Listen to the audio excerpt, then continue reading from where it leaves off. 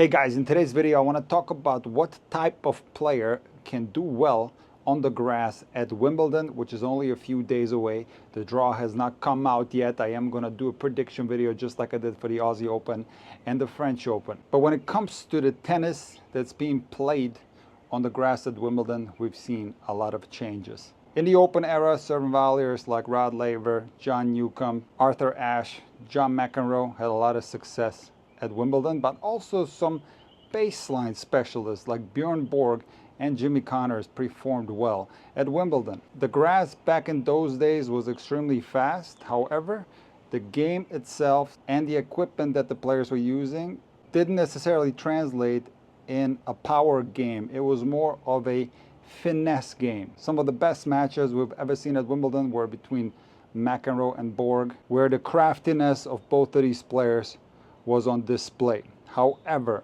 in 1985, everything changed with the arrival of the father of the modern power game, a guy called Boris Becker. See, McEnroe won Wimbledon in '84. Becker won back-to-back Wimbledon titles in '85 and '86. Pat Cash snuck a Wimbledon title in '87 with more of a classic serve and volley game. But Becker was really the first player that was able to produce a tremendous amount of power on the serve and incredible athleticism at the net, also accompanied by a very strong return game and very powerful ground strokes. What this naturally translated into were much shorter rallies. For example, some of the finals between Edberg and Becker had extremely short rallies. Both guys were coming in on almost every point. In the 90s, things got worse because this was the era of the best servers. We had some of the greatest servers in the history of tennis, players such as Sampras and Ivanisevic. And when those two guys faced each other in the finals of Wimbledon, the tennis was pretty close to unwatchable.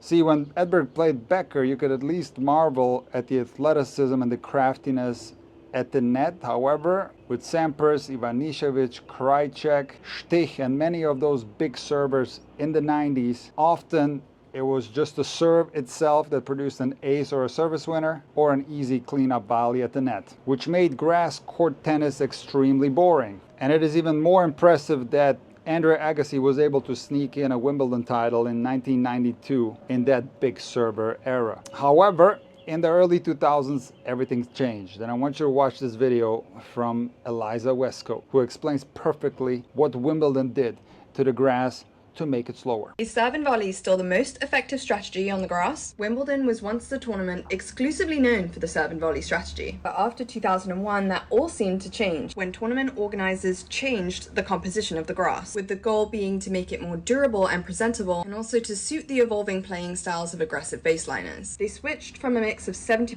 ryegrass and 30% creeping red fescue to just 100% ryegrass. So before the composition change, the bounce of the ball was inherently lower and notoriously unpredictable. And the speed of the ball after the bounce made it impossible to anticipate the type of ball you'd be hitting. So for those who had the skill, you'd exclusively look to serve and volley to prevent that bounce even happening, which is why the styles of Boris Becker, Stephen Edberg, and John McEnroe were so successful. But after the switch, our 2002 winner Leighton Hewitt won with a counterpunching style, and Federer would go on to win the next 5 editions, largely accomplished from the baseline, with net approaches being more of a surprise tactic than an all-out game plan. And then we saw the success of Nadal, and how he used topspin, defense, and baseline consistency as a strategy. So that must mean the bounce is a little different than the mixed seed, and the successful counterpunching styles of Djokovic and Murray dominating the last decade, which suggests that maybe the court does play a little bit slower than it did with the mixed seed. Make sure you follow Eliza on Instagram. She makes really good videos, but she said it perfectly. They slow down the grass, and now players who used to have no chance on grass all of a sudden could play on grass. See, back in the day, the clay court specialists didn't even show up in Wimbledon because you simply couldn't play from the baseline. However, now, since the grass is slower, things have changed, and baseline specialists have a legitimate chance to do quite well at Wimbledon. However, there are still attributes of players that are going to give them better chances on the grass compared to other surfaces. I listened to a recent interview with Daniil Medvedev, and Daniil said that from the baseline, the grass is comparable to other surfaces. However, the serve comes a lot faster because the bounce overall on the grass is still a lot lower than it is on other surfaces. So what does that mean regarding players who can do well in Wimbledon? The big servers are always going to be dangerous. If you think back, players like Sam Querrey, John Isner, always dangerous on grass. Milos Raonic made the final one year. Nick Kyrgios. Because the serve is coming from a different angle, the grass is going to give it a lower bounce, and returns are far more challenging than on other surfaces. So good returning and having the ability to break serve is also crucial for the grass. And most importantly, because the bounce is lower, the footwork, more specifically the agility of a player, is going to give them big advantages on the grass. Because what do you have to do when the ball is lower? Well, you have to bend down and play low balls. So this requires a lot of athleticism, great agility, great footwork. And who is the player with the greatest agility in the history of tennis? Well, that's Novak Djokovic. In my opinion, the two greatest grass court players of all time are Roger Federer and Novak Djokovic. So despite the grass being slower, a great serve, an attacking style of play, great footwork and great agility, these things are going to give players good chances at Wimbledon. Carlos Alcaraz and Jannik Sinner are aggressive players who also happen to be phenomenal movers. And for me, they are the top two favorites. We still don't know whether Djokovic is going to play or not, but if he is playing and if he is fit, of course, Djokovic is going to have his chances. I'm going to give you a list of my dark horses for both the men's and the women's tournament. These are not going to be the players that everyone is picking to win. Let's get started with the women. Alicia Parks was on a 13-match losing streak before finally playing a W125 on grass. She won the whole thing, and she also made it through the qualifying draw at Wimbledon. She is a big server, and I'm picking Alicia Parks as a dark horse. Also, Schneider and Fernandez have been playing well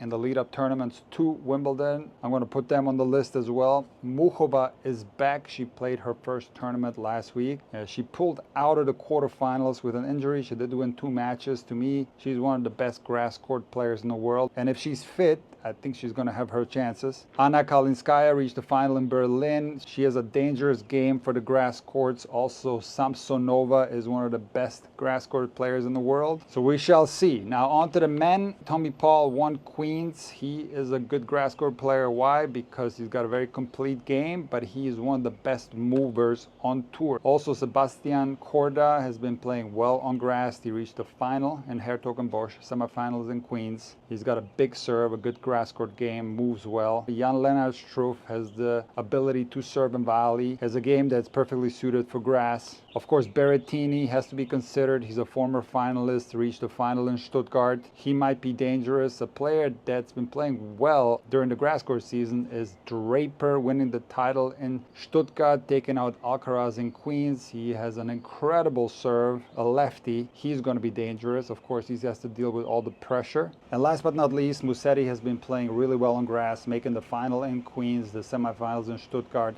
He's also a player to consider. I'm going to finish this video with some misconceptions about what players can do well on grass based on some technical elements. So the reason why people associate an extreme forehand grip with not being able to play on grass is because of the low bounce. And the reason why people think that you cannot play a low ball with a more extreme forehand grip is because they can't do it.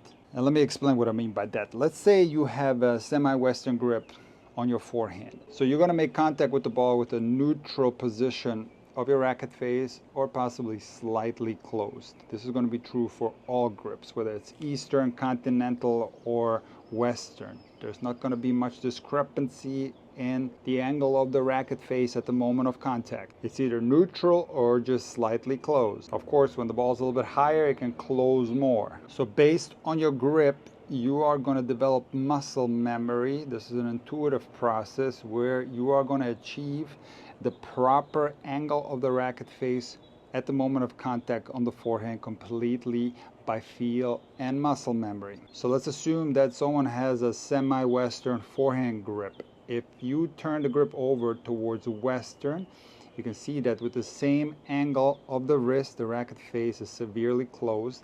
And if I hit a forehand like this, I'm gonna hit it very thin. I'm gonna hit it very short, possibly in the net. And yes, if I play a low ball with this angle of the racket face, I'm going to have very limited chances of getting the ball over the net. However, what you have to understand is that players with a Western grip don't hit the forehand like this. They hit the forehand with the same angle of the racket face as all forehand grips, which means that their wrist is at a different angle at the moment of contact. So for that reason, it doesn't matter that the ball is low, they're going to handle it just fine. And the biggest proof that an extreme forehand grip is no problem on grass is Novak Djokovic. See, if you look closely at Novak's grip, it's somewhere between semi-Western and a full Western. It's not exactly full Western, but it's somewhere in between these two grips. So it is a more extreme forehand grip. So the most important thing regarding low balls is not necessarily the grip that you're using, but how low you can bend your knees, which brings him back to one of the most important elements to have success on grass, which is agility. And Novak Djokovic is possibly the most agile player in the history of tennis. So when it comes to the women's tournament, I do think that Iga has a great chance to win Wimbledon. Often people say she can't do well on grass because of her forehand grip. I don't think it's true. Iga has improved her serve tremendously. In my opinion, that's what held her back on grass in the past. So this year with the improved serve, I think she's going to be one of the favorites to win the title. But of course, we have to wait until the draw comes out. The next video is going to be my predictions for the 2024 Wimbledon Championships.